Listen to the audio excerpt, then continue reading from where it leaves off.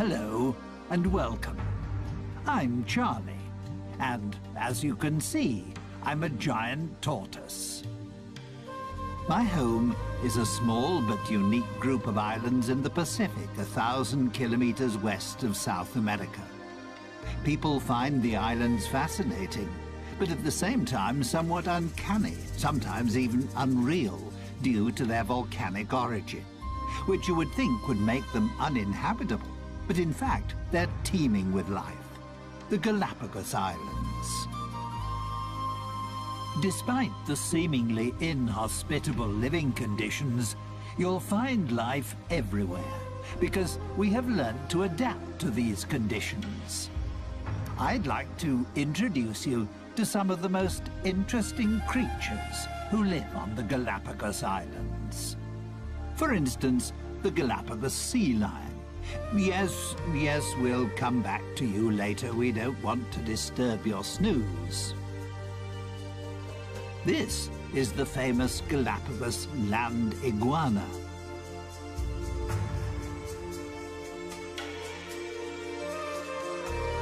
And here, its even more special relation, the marine iguana.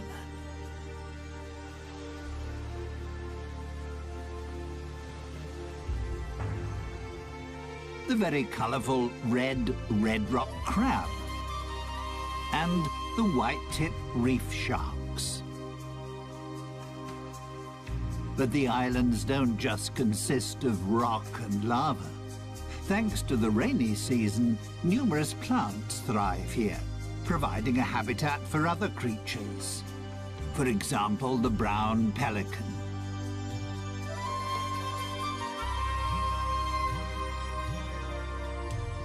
And even flamingos feel at home here.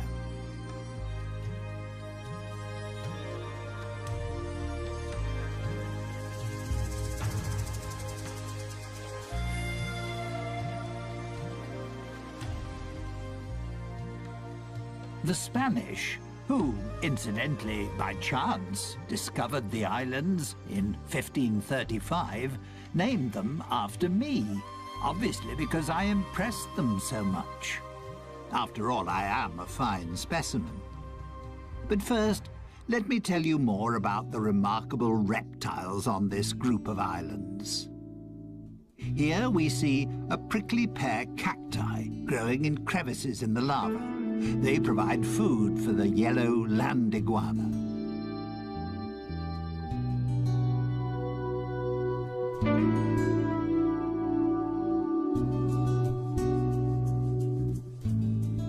Its appearance is a little unusual, shall we say, due to the countless spiky crests on its head, which make it look rather like a geode turned inside out. The fact that the female land iguana uses the hot volcanic sand to hatch the clutch of 3 to 12 eggs she has laid is the reason why land iguanas are mainly found on Fernandina. It's the most westerly and youngest island of the archipelago. It lies directly above the volcanic hotspot, which was responsible for the creation of the group of islands.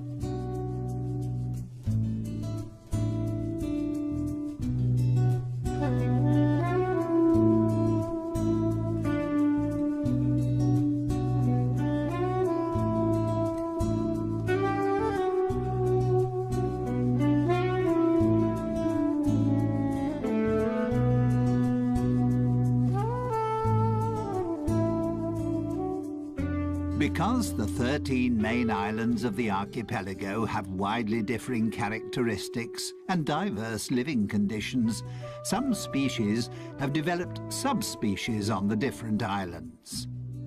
That's why, apart from the ordinary land iguana, you'll also find the Santa Fe iguana, which has an even stronger yellow coloring and a more spiky appearance. And then there's the Rosada iguana, which has a distinct pink shade.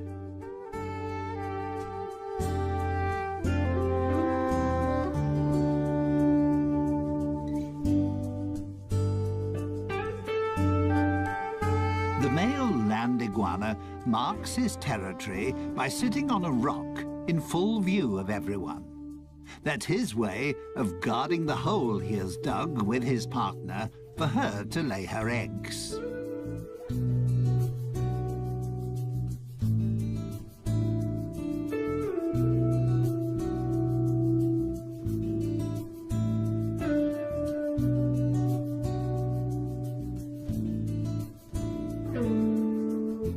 This is a relation of the land iguana, the marine iguana. The marine iguana is only to be found on the Galapagos Islands and is the only extant marine iguana species. It prefers to live along the coastline because that's where it finds its food.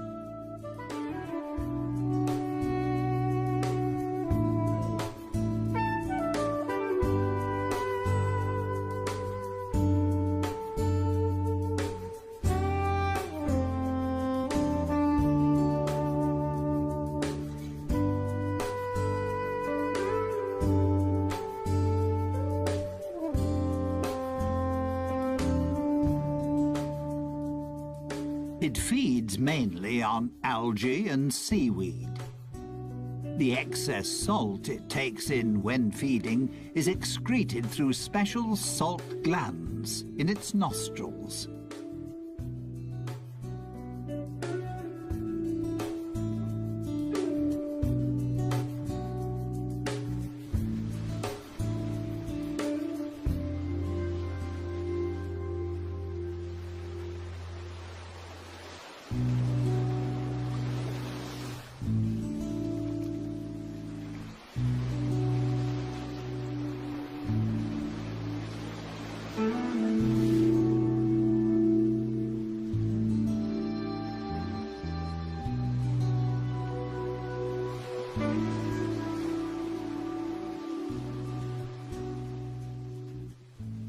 Marine iguanas are cold-blooded creatures.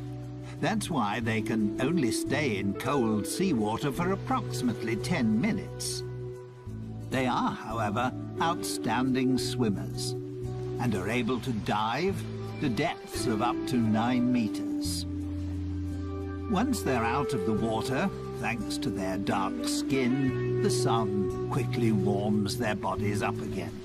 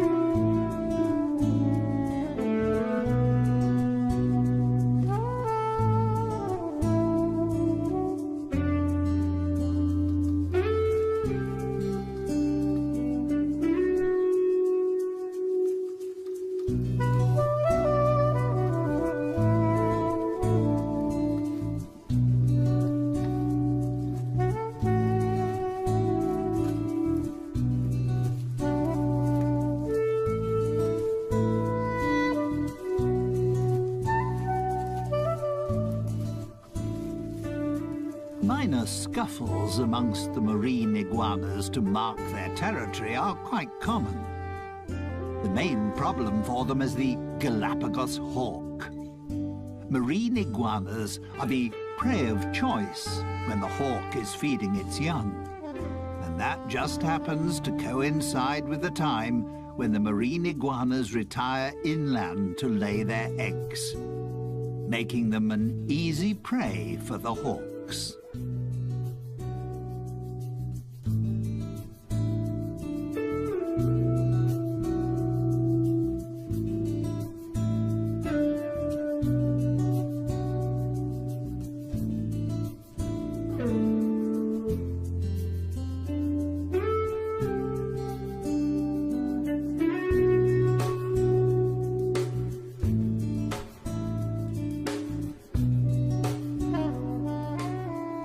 On the lava beach, the hawks have little chance of catching the iguanas, as they can easily camouflage themselves. Due to their grey skin and dragon-like appearance, they're hard to distinguish amongst the rocks.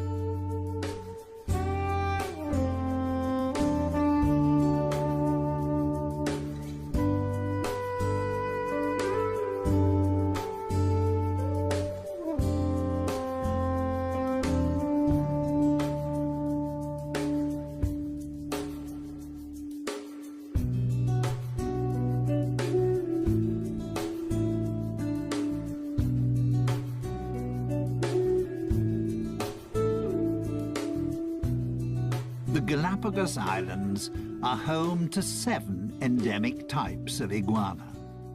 The males are larger than the females and can reach up to 30 centimeters, approximately 12 inches in length. Iguanas mainly eat flies, scorpions, and other insects. They have a symbiotic relationship with the sea lions because they free them of bothersome flies.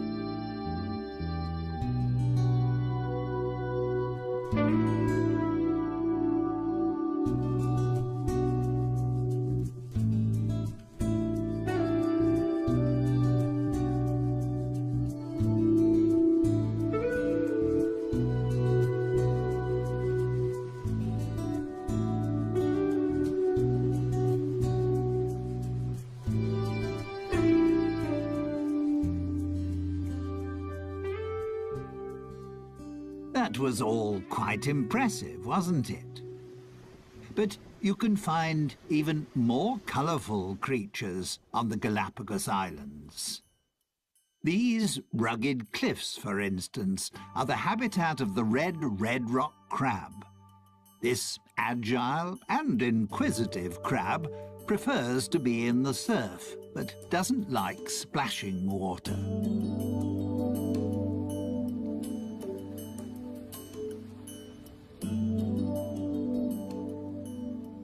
Its main source of food is algae, which it gnaws off rocks, together with other marine organisms. But also the odd carcass which gets washed ashore is a welcome extra in its diet.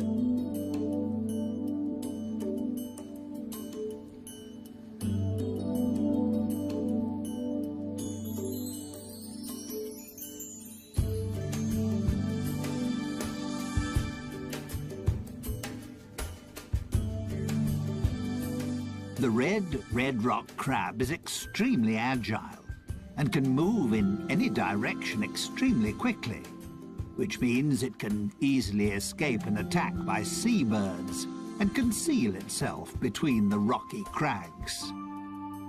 Its curiosity, however, will soon get the better of it, and it'll surface again fairly quickly.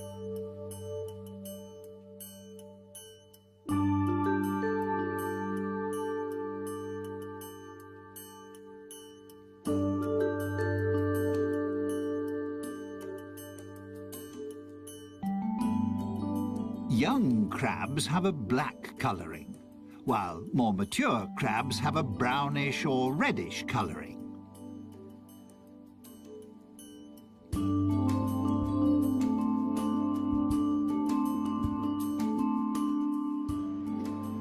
Bless you. Probably the food was a little too salty. Ah, there we have a friend who is spending his winter holidays with us. The black stone turner. He's flown an amazingly long way from the northern parts of America. The red rock crab doesn't cover such long distances, despite the fact that it's a fast mover, but it can jump.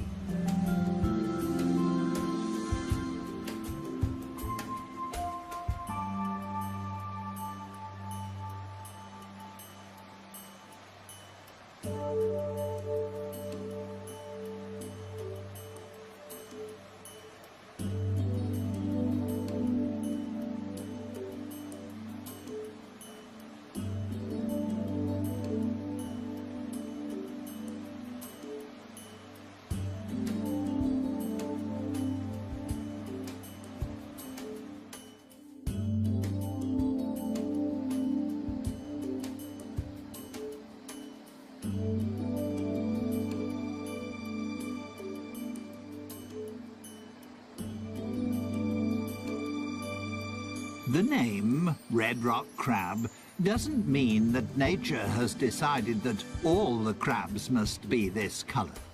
For instance, there are also yellow, pink and white examples. And this black one is perfectly camouflaged on the lava rocks.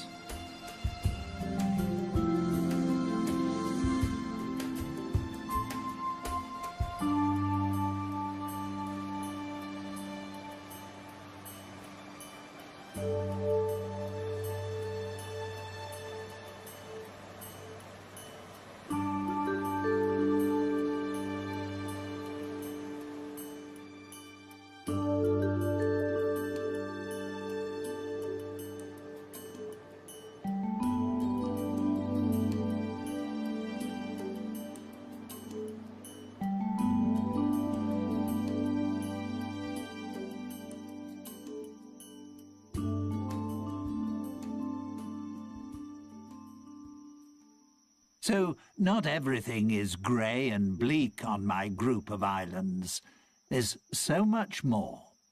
There's one sociable and playful species that adds a great deal to life on the islands, and I'd like to introduce them to you now.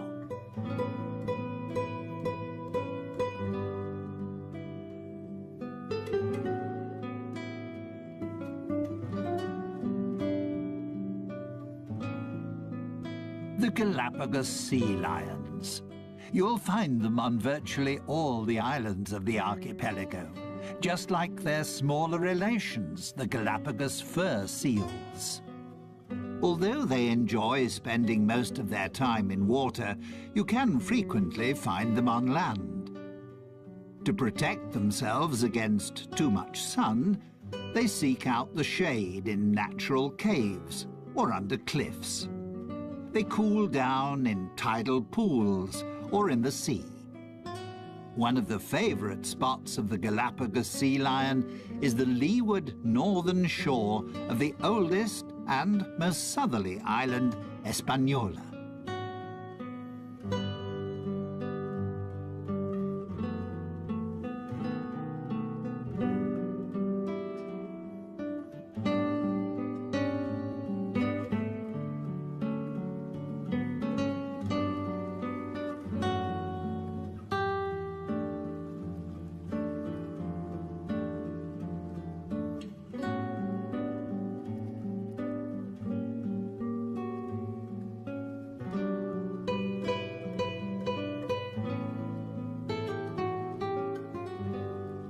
Here's a female with her pup. The relationship between the two is extremely close. Not surprising after a gestation period of 12 months. And she will continue to breastfeed it for another few months.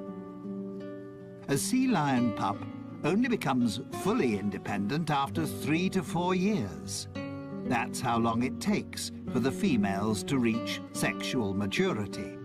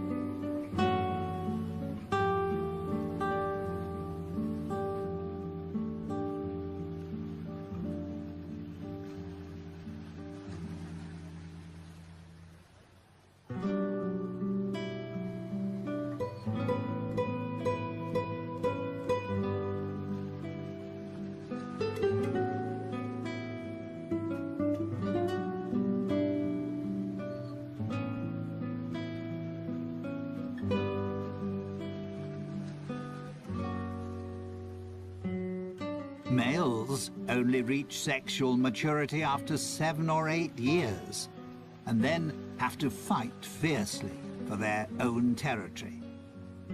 This also makes them more aggressive and short-tempered than the more playful females.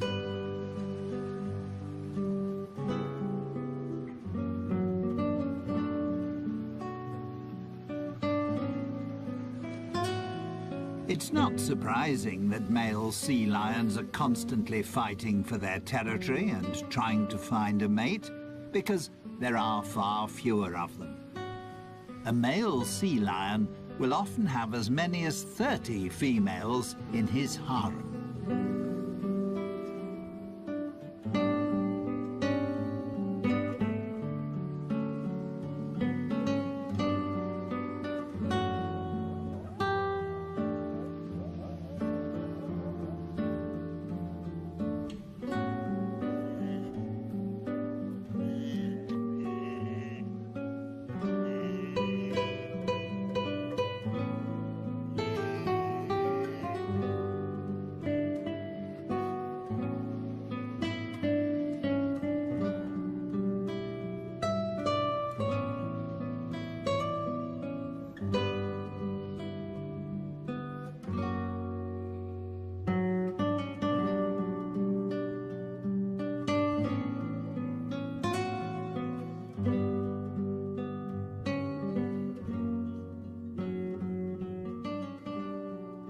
Sea lions don't always have beautiful, dense, dark brown fur.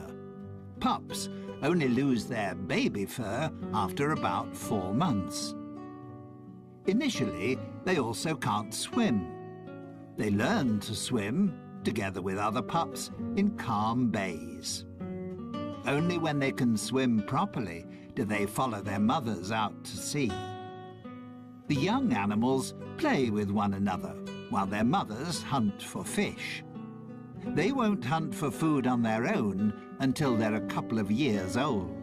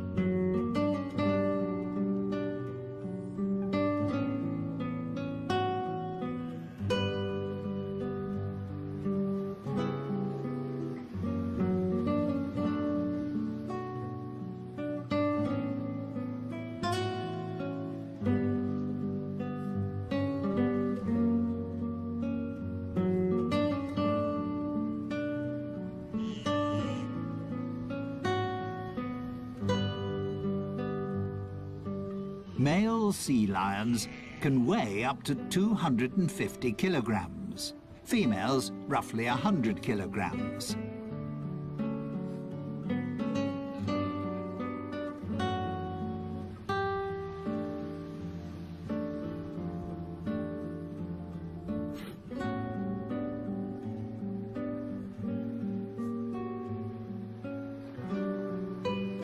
There are between 20 and 50,000 of them on the Galapagos Islands.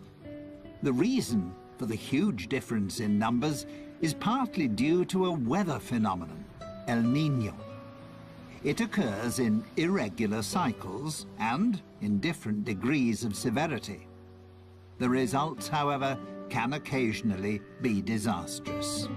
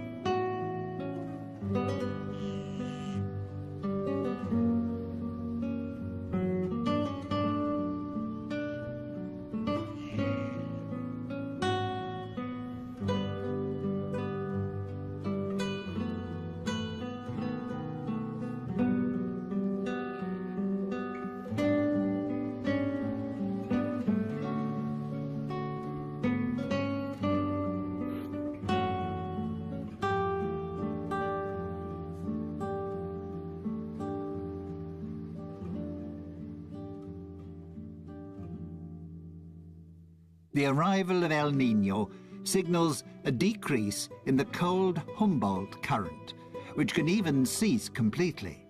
The temperature of the seawater rises, causing plankton and small fish to die. This disrupts the food chain, because seabirds and fish can't find sufficient food. Their only chance is to leave the area if they want to escape their sad fate. The situation can prove fatal for seals, as they no longer find any food, and many starve to death.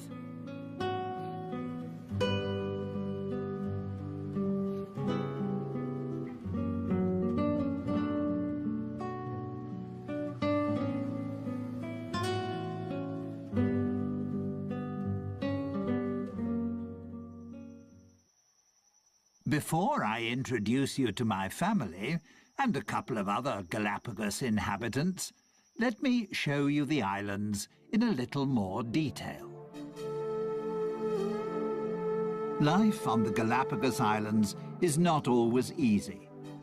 During the first half of the year, there are only 3 or 4 months at the most in which any rain falls, which is why there is a constant shortage of fresh water.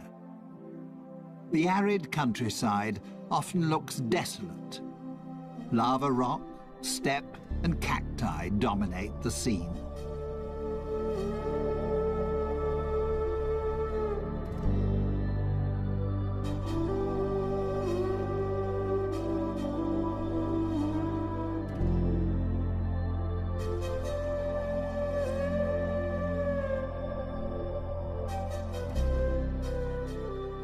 The Galapagos Islands are of volcanic origin.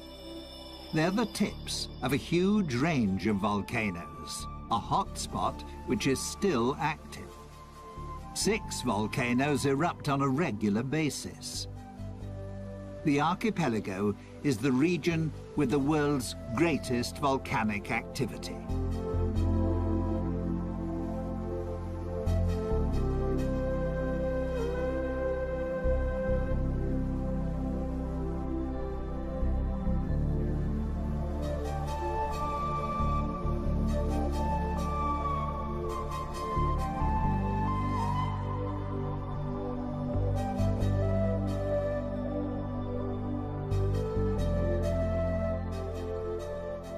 And there is another special feature. The islands shift. They're located on a tectonic plate which covers a magma chamber.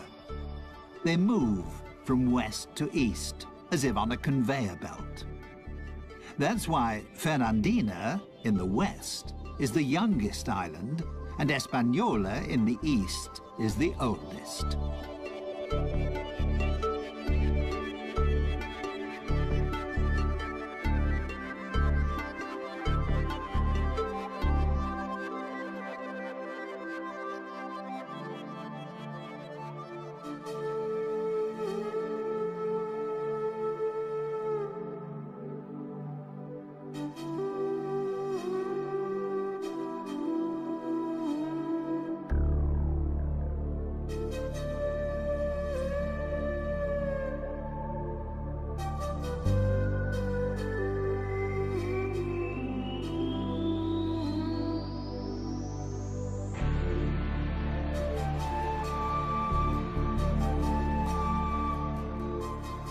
Once the rainy season starts, the islands burst into life. Most of the flowers are a shade of yellow, because there is only one type of bee on the islands, which is responsible for pollination, the Galapagos wood bee. Most likely, the flowers have adapted themselves to its preferred color.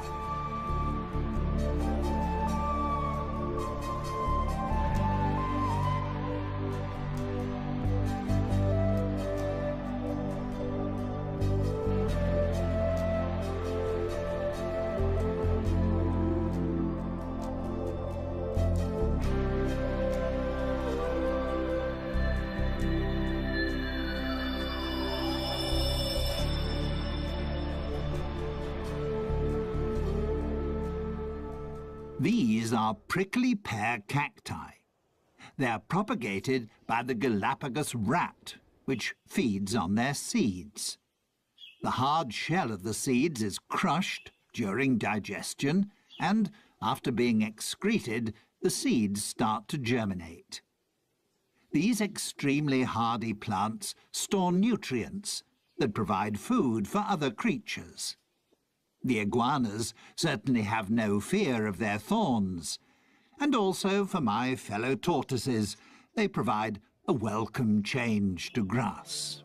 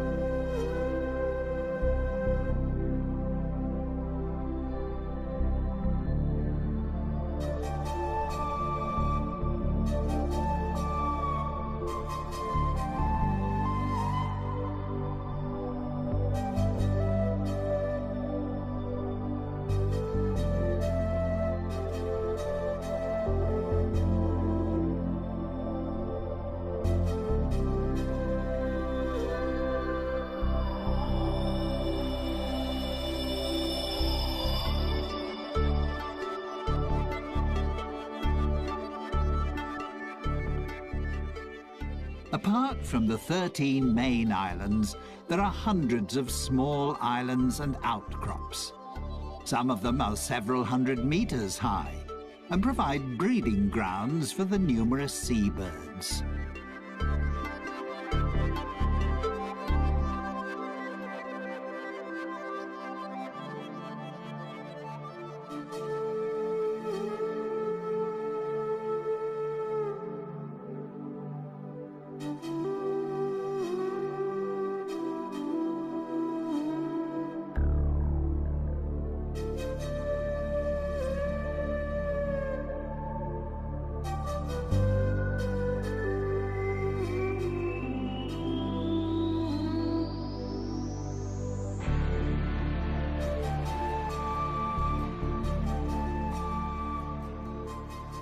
The Galapagos Islands were made famous by Charles Darwin, who discovered certain aspects of life here that formed the basis for what was to become his theory of evolution. During his worldwide voyage, he visited 4 of the islands in 1835. He was fascinated by the diversity of life on the seemingly uninhabitable islands.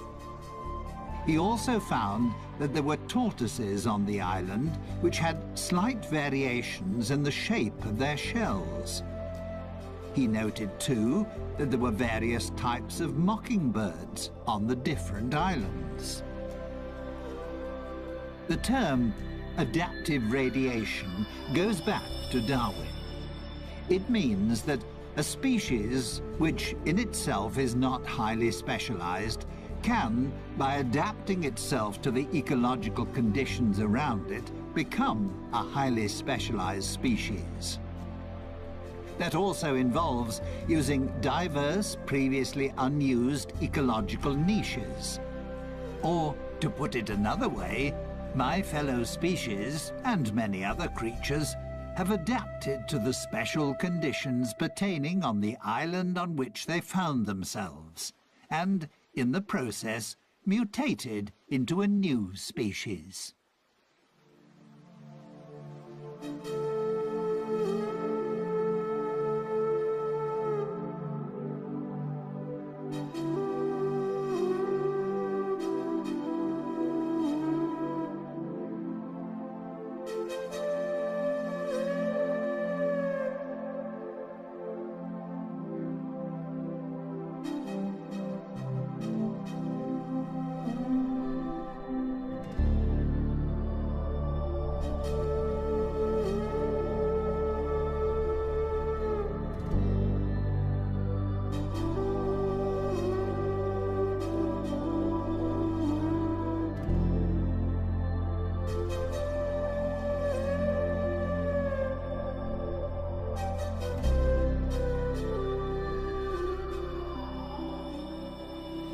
A gathering of white-tip reef sharks.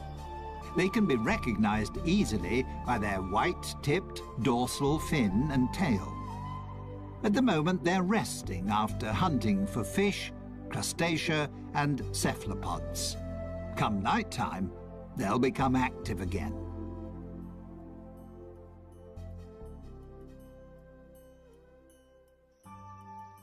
This is my family.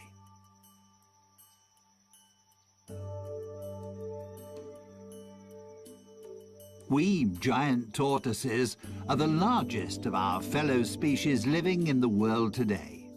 We can weigh up to 300 kilograms and live for up to 150 years.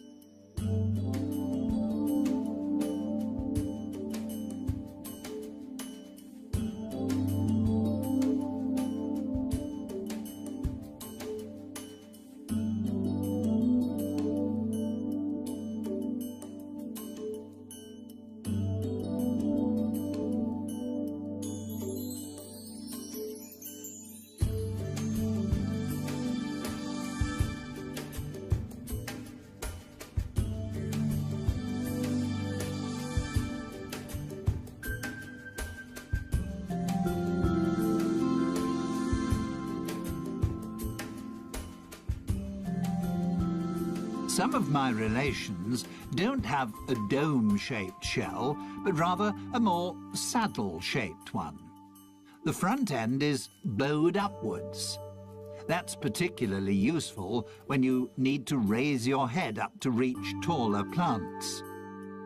Most of my relations on the eastern islands have saddle-shaped shells because the plants there grow considerably higher.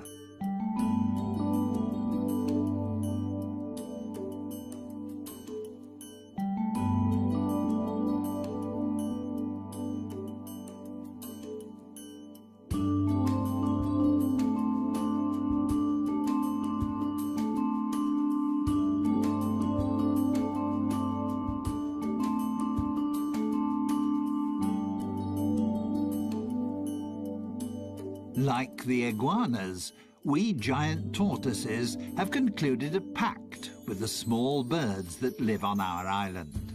Finches and woodpeckers feed on the parasites and ticks on our skin. To let them know that we need their services, we stretch out and lie quietly until the birds have pecked off all the insects. It keeps us clean and makes life a little more comfortable.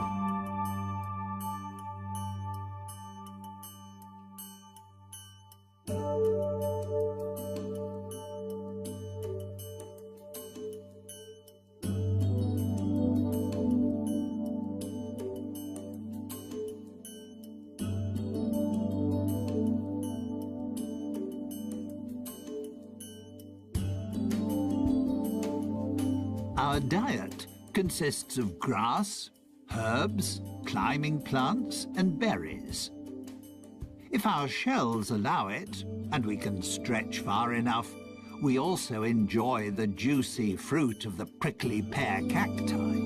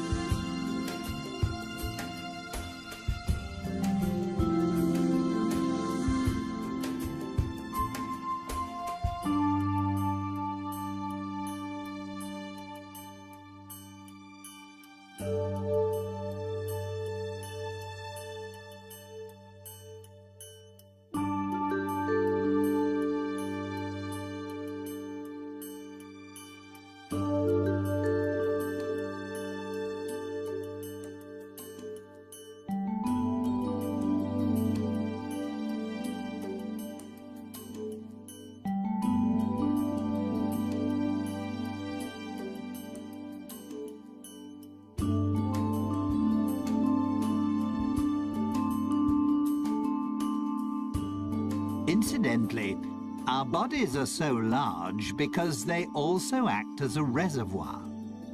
We can store enough fat to last a year without food.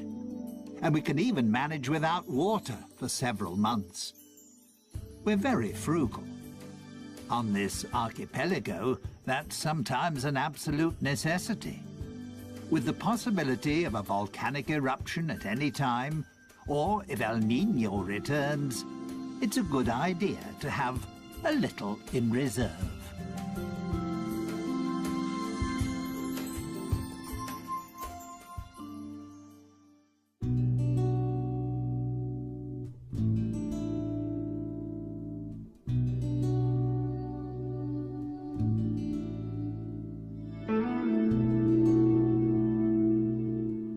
Well, that was my family. They're nice, aren't they? Finally, I'd like to introduce you to some feathered inhabitants of the islands. They're as colourful as they are talkative.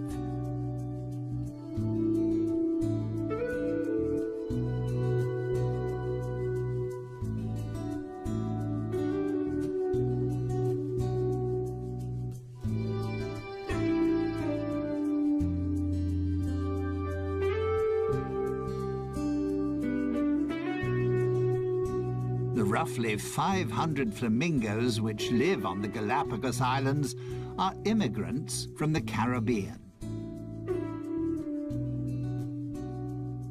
You also wouldn't really expect to find ducks on the islands.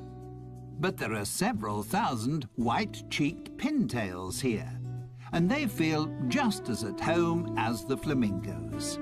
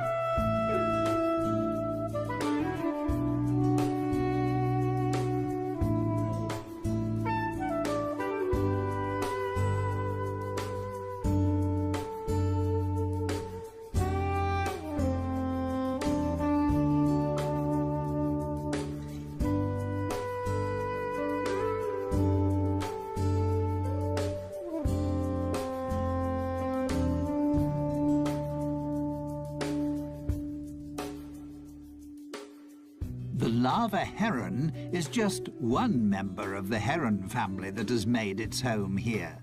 They feed off the plentiful supply of fish, just like the brown pelicans, one of which is just cleaning his plumage.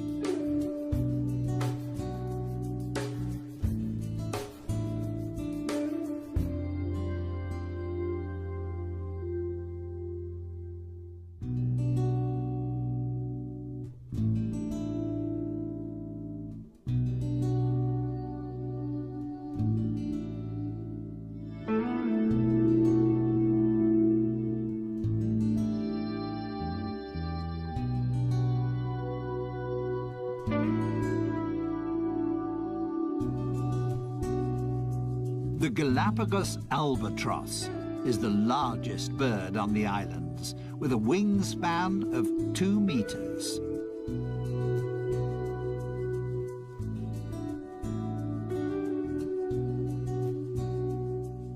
Some 12,000 couples breed on Hispaniola, virtually the whole world population.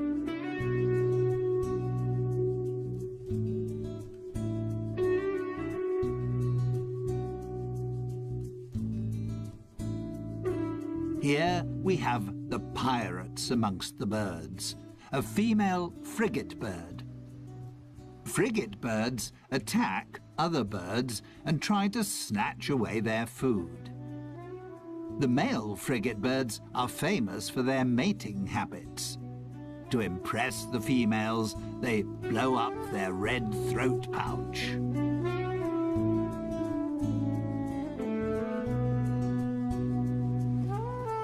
Someone else who appreciates the cold waters of the Humboldt and Cromwell currents is the Galapagos penguin.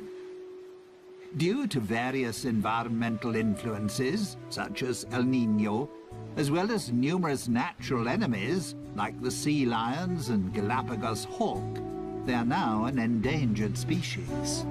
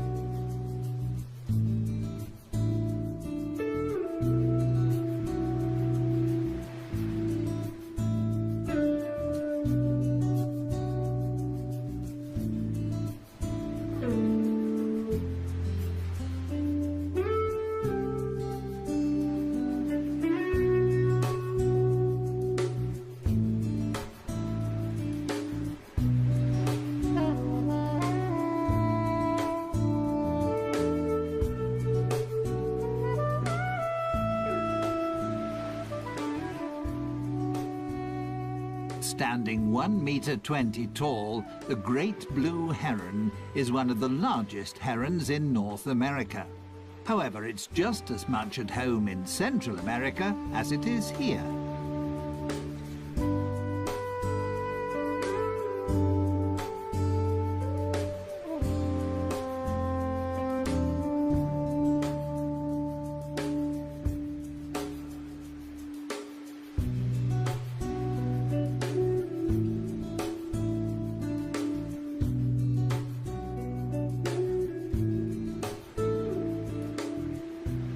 Stalking the beach, on the lookout for fishes, crabs or algae, is a dusky gull. With just 300 to 400 couples, it's one of the smallest gull species in the world and endemic to the islands.